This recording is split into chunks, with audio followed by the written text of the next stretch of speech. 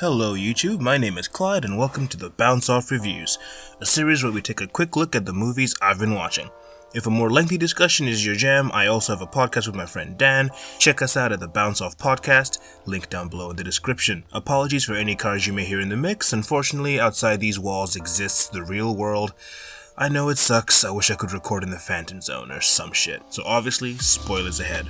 This week in, wow, Marvel actors actually kick ass in other movies. We have The Devil All the Time, a Netflix original based off the novel of the same name. The cast includes Tom Holland, throwing hands, Sebastian Stan, finally getting revenge on Spider-Man for the L in Civil War, Jason Clarke as the man whose kink could have manifested in a much safer way, Robert Pattinson as the absolute worst, and Dudley fucking Dursley.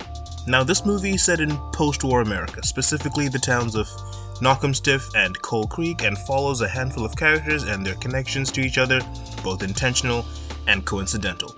Think Pulp Fiction, but replace the charm and cool with a hell of a lot of tragedy. Oh, and the timeline isn't muddled up because we have timestamps, baby!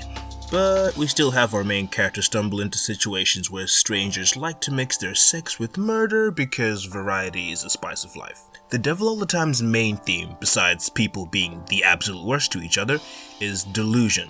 Almost every character finds themselves in situations where they feel they have no choice but to act in certain ways. Why?